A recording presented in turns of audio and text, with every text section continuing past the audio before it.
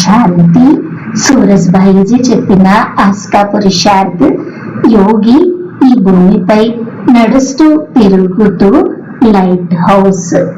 ఏ విధంగా light house యొక్క ప్రకాశము నలువైపులా వ్యాపిస్తూ ఉంటుందో అదే విధంగా యోగయుక్త ఆత్మ యొక్క ప్రకాశము ఈ భూమిపై నలువైపులా దశ దిశలా వ్యాపిస్తూ ఉంటుంది.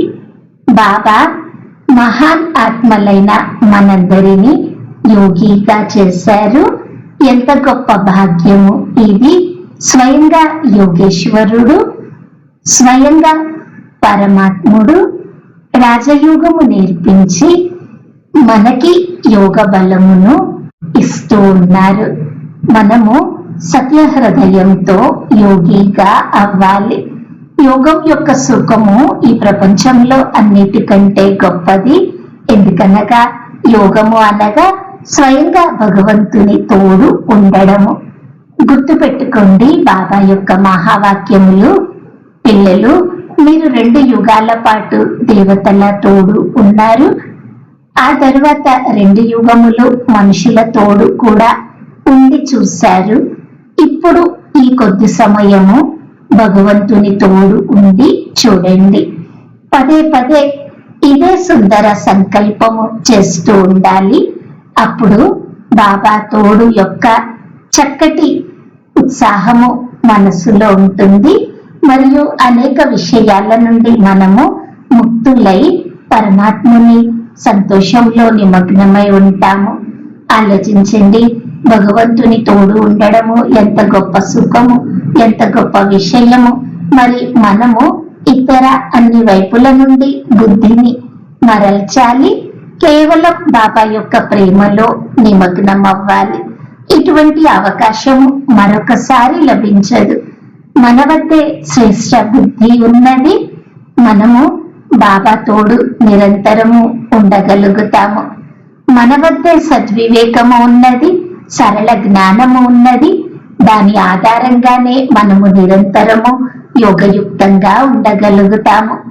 మనము ఉండకపోతే ఇంకెవరు యోగాభ్యాసము చేయగలరు? ఈ యోగ బలముతో ప్రపంచము మారిపోతుంది. ఈ యోగ బలంతో మనము దైవీ స్వరాజ్య స్థాపన చేయగలము. ఈ యోగ బలంతోటే వాయుమండలం అంతా మారిపోతుంది. దేవకులములోని ఆత్మలు మరలా జాగృతమవుతారు. భూమి, చంద్రుడు, నక్షత్రాలు, గాలి, ఆకాశము అన్నీ మారిపోతాయి. మరి ఈ సుందర కార్యము మనము ఎందుకు చేయకూడదు? ప్రాధాన్యత ఇవ్వాలి. యోగయుక్త జీవితము ఎంత విలువైనది అని ఆలోచించండి. తన జీవితంలో మనము ఎవరికి ప్రాధాన్యత ఇస్తున్నాము? వ్యర్థ విషయాలు, వ్యర్థం యొక్క చిక్కులు, వ్యర్థ కార్యములక లేక యోగయుక్త జీవితానిక? రండి, మనము శ్రేష్ట యోగిగా అయ్యే సుందర సంకల్పము చేద్దాము.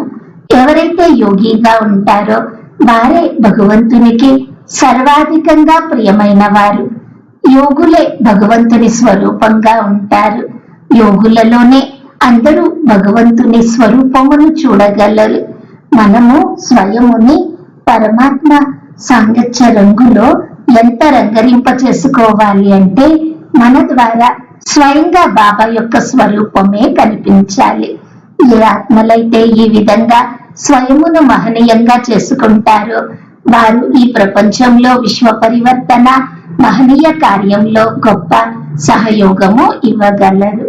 కావున రండి, మనము నడుస్తూ తిరుగుతూ లైట్ హౌస్ గా అవుదాము, మైట్ హౌస్ గా అవుదాము. బలహీన ఆత్మలకు శక్తుల దానం ఇద్దాము. ఈ రోజంతా ఇదే అభ్యాసము చేస్తూ ఉందాము. నేను నడుస్తూ తిరుగుతూ లైట్ హౌస్, మైట్ హౌస్ ను నా అంగము నుండి రంగురంగుల కిరణములు వ్యాపిస్తూ ఉన్నాయి. ప్రపంచమంతా ఈ పవిత్ర వైబ్రేషన్స్ తో పావనంగా అవుతూ ఉన్నది. ప్రపంచంలోని అంధకారం అంతా సమాప్తమవుతూ ఉన్నది.